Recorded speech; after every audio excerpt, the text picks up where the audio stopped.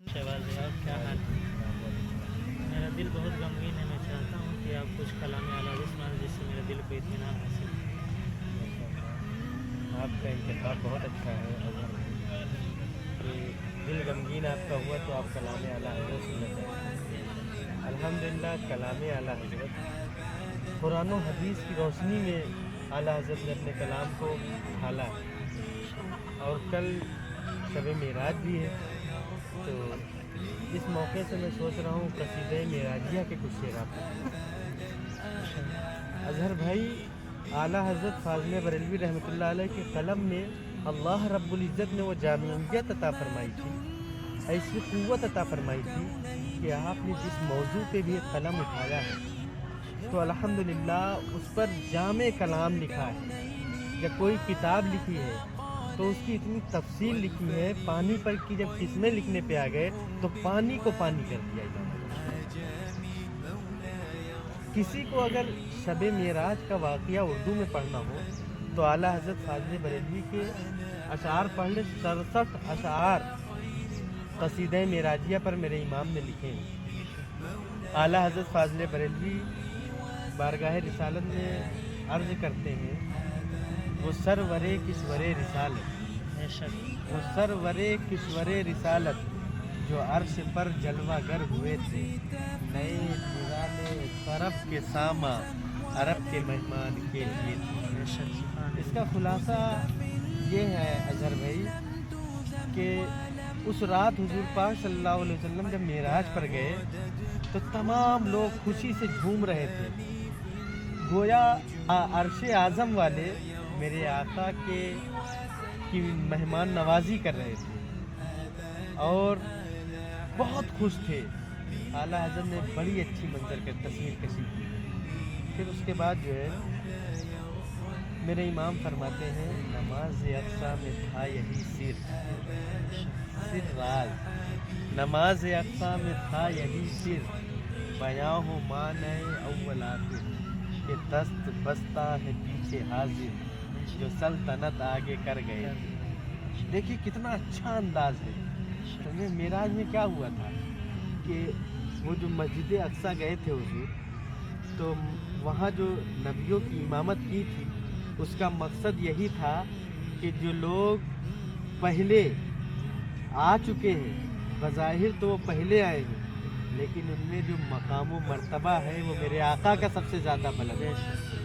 हर मौके पे तो शेर कहे हैं मेरे इमाम ने, सबसे औला वो आला, सबसे बाला वो आला हमारा, समझ रहे हैं। और फिर मेरे इमाम कहते हैं, थके थे रूहुल अमी की बात से, थके थे रूहुल अमी की बात से, छूटा वो दामन कहाँ वो पहलू, थके थे रूहुल अमी के बाजू, छूटा वो दामन कहाँ वो पहलू, रिकाब टूटी उम्मीद टूटी निगाह हसरत के वलवले से। जब सिदरा पर पहुँचे हैं जिब्राइल अमीन से कहा आगे चलो, जिब्राइल ने कहा मैं आगे नहीं जा सकता हूँ, इसलिए कि रब की तजल्ली का मैं सामना नहीं कर सकता हूँ, समझ रहे हैं।